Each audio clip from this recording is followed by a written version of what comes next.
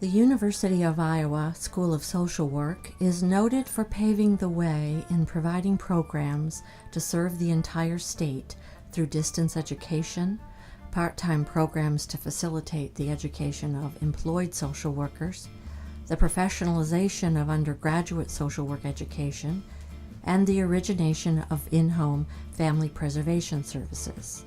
This history dates back to 1913. In that year, the University of Iowa Extension Division, motivated by the Grinnell Social Survey, organized the Bureau of Social Welfare. The Bureau undertook a study of the social problems of the state, suggested remedies, and supervised on a voluntary basis the work of county social workers as the Iowa Plan was adopted by counties across the state. The benefits of having trained social workers became apparent to Iowa county officials, and the need for social work education became increasingly critical. In 1929, the School of Social Welfare Administration, directed by Professor Emil Sunley, was established in the College of Commerce. It awarded the BA in Social Welfare from 1934 to 1941. In the early 1930s, Agnes Mccreery was the head social worker at the University Psychopathic Hospital, having come to Iowa from Smith College with a Master's of Social Work. Agnes pulled together a course of study for them from different university units, and a master's degree in psychiatric social work was awarded to Fern Crawley in the summer of 1934. Due to these efforts, an MA in social work was accredited during the 1939-1940 academic year. Known today as the Old School, the Iowa School of Social Work was funded by the federal government to provide trained staff for depression relief programs. Dean Carl Seashore was highly supportive of the school and appointed Professor Grace Ferguson as its first instructor. The Old School was closed in 1941 as the Depression ended and World War II began. During the war years, social workers strove to make their communities aware of the need for social work education.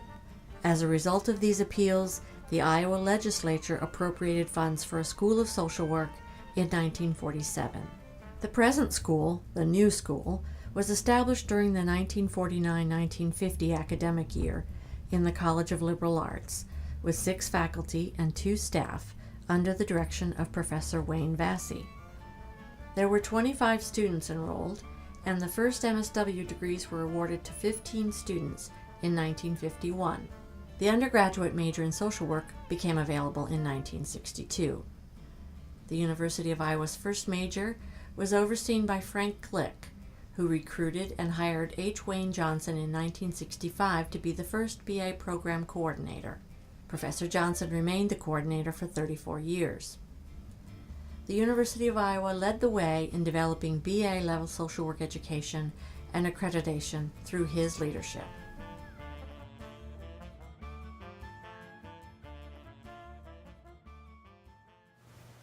Just try to bring me back to that time. What were you coming into when Frank was retiring? Right. Okay. Frank had retired, Okay. and the school was being run by 3 faculty as a kind of triumvirate. And we were still over where the law school is now in that little house. I began to look around the campus, and I had been running an architectural firm in Minneapolis, so I had a sense of place and space and, you know, all the rest. And so I wandered around and obviously wanted something that had character, not shiny new Formica things. And when we found out that this building, the former U High, was available, and I think within a year we were on our way over here. Obviously, coming into an old building, we had to do a lot of refurbishing. And at that time, a lot of the departments were getting rid of their old hardwood furniture and going through surplus. And I became very skilled at recycling this stuff. Room after room after room we redid. I remember Tom's first day. Actually, he was director when we were at the former school. It was just like things changed overnight. For a while, he had his desk out in the main office. which was just a little crazy. He made it fun, I think, too, at the same time. It made me feel good as a school that we were getting into so many innovations and things. So tell me who some of the directors were that you worked with. When I first came, the director was Tom Walls, and he set a very lovely tone to the school. He was very involved and concerned about the environmental milieu, and so that meant a difference in the way we decorated classrooms and hallways and what we had in our classrooms that made them much more inviting so that students would feel free to come in and visit with you. But he also encouraged international travel, and it was through his encouragement, really, that so many of the faculty became globally involved in social issues. In the department at that time, people were uncertain of anything. They teach their classes, but they weren't having a lot of fun. So I brought Barry and Steve here, and that really altered the culture of this sort of new phase of social work in North Hall. 1973 was really a big year. Tom had gotten Barry Morrow on board to be sort of an audiovisual person for the school. That's how we referred to him at that time. Bill Sachter, he came here, I think it was maybe in January or February of '75. He started out refinishing furniture, helping around here refinishing furniture, and as he referred to it, with the stain, putting goulash on pieces of furniture. Bill brought a reality and a simplicity to technical information.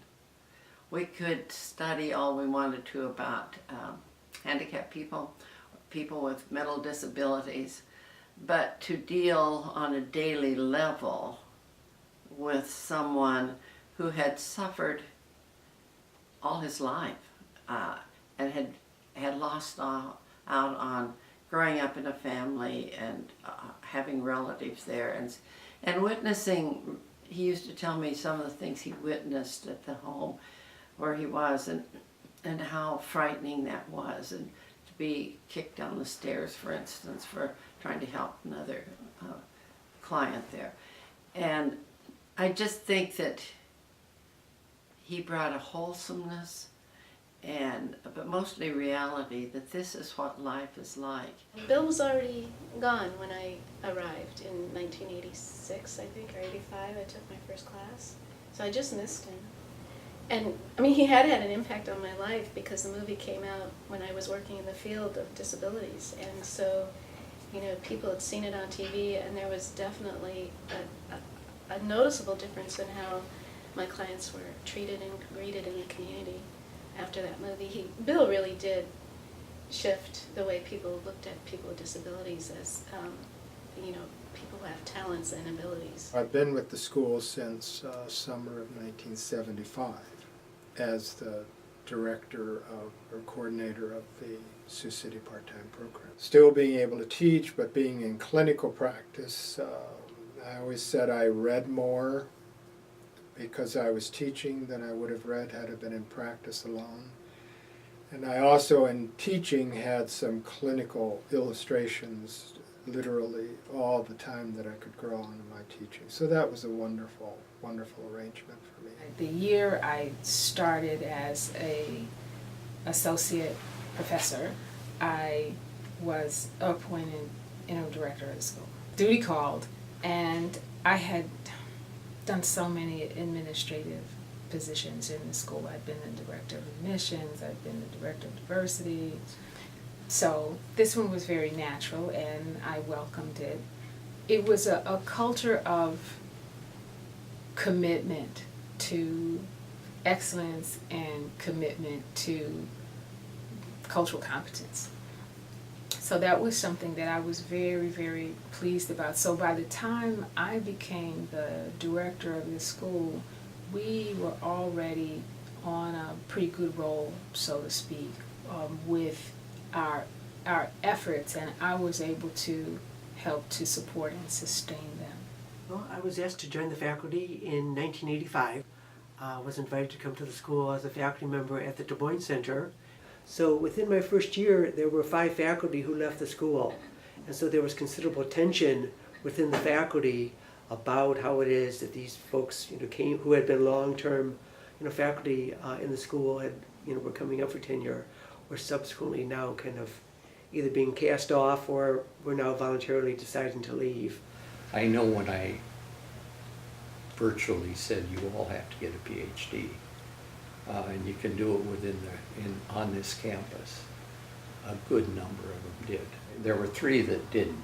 Eleanor Anstey did, and we all gave them time off. Get out there and do it. We've got to have it. We can't go on. We'll never survive. I've really seen this trend, as many of us have, of, incoming PhD candidates have to have their ducks in a row.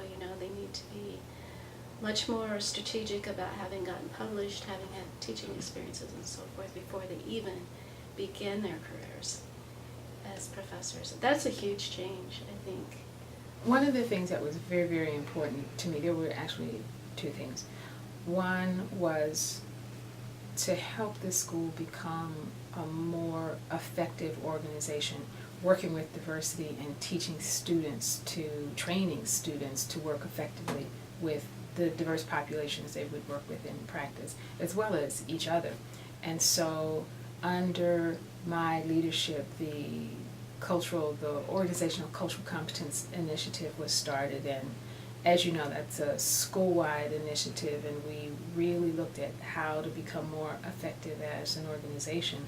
We looked at curriculum, we looked at what kinds of skills faculty needed to be more effective teachers and prepare students more effectively. We looked at what we needed to do internally so that we were working more effectively with students and being a more welcoming and inclusive school. That's something I'm really, really proud of, because it was I would say it was a deep organizational change.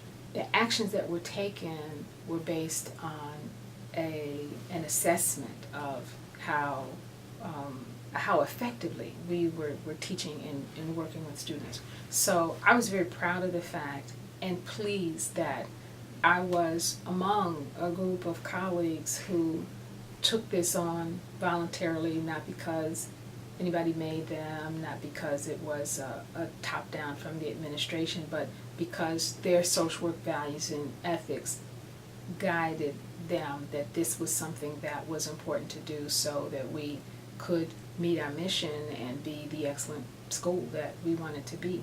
Well, I think the excellence of education is always number one.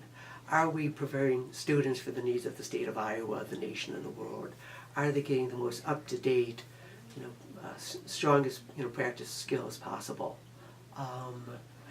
to meet the needs of society and the changes in society? The fact that we have a much more diverse population in the United States, the growth of the Latino population in the United States, for example.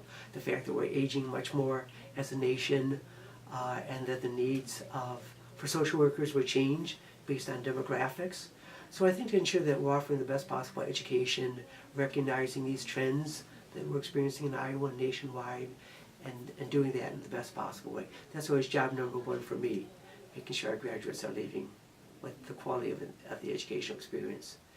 The students that we had, I thought, were just outstanding young men and women. I was always so proud of them.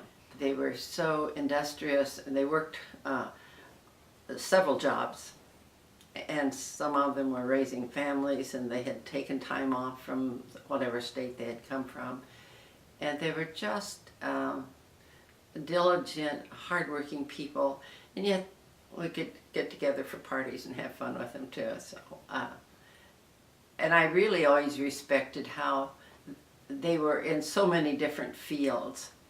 And I remember giving a talk at commencement one year, and my theme was that these people, I looked out and saw these wonderful faces, and knowing that they were going out into all these various agencies, and they were not going to get paid very well in comparison to what other departments might be paying. But to know that they made such a difference in human interaction of life. If somebody's ill, they will call a social worker. If somebody is dying, they want to know what to do with it. They call a social worker. If somebody needs to go to a nursing home, they'll call a social worker. If somebody's in trouble with the courts, they'll have a social worker. Or at school, they'll have a social worker. And I just think to be part of such a noble profession is such a wonderful thing to do with one's life. The School of Social Work has come a long way since those first few classes in 1913. The Des Moines MSW program was formalized in 1967, immediately followed by the Quad Cities program in Davenport. And in 1974, the part-time MSW program in Sioux City began in response to the need for more trained social workers in that part of the state. In 1998, the first cohort of PhD students was admitted and graduated its first doctorate in social work in 2004. Today, it is still the only doctoral program in social work in Iowa. In 2007, in response to a request, the UI began a one-time 4-year MSW cohort in Ottumwa, Iowa, and in 2011, 12 new MSWs graduated into that community. Social work distance education continued to expand when in 2010 a BA in social work program was added in the Des Moines Center. At the time there were no other BASW programs in southwestern Iowa, and once again the University of Iowa answered the call for more social work training opportunities. Social work education at Iowa has grown in scope as well as size. Students can now specialize in gerontology, mental health, substance abuse, corrections, schools, medicine, policy, research, community development, and end-of-life care, to name just a few. With nearly 4,000 MSW and PhD trained alumni in 50 states and 24 countries, the impact of Iowa social work education can be felt worldwide. And in Iowa, more than half of all the social workers living here were trained in one of our programs. With the expansion of online and hybrid models of teaching, University of Iowa social work education truly has no boundaries.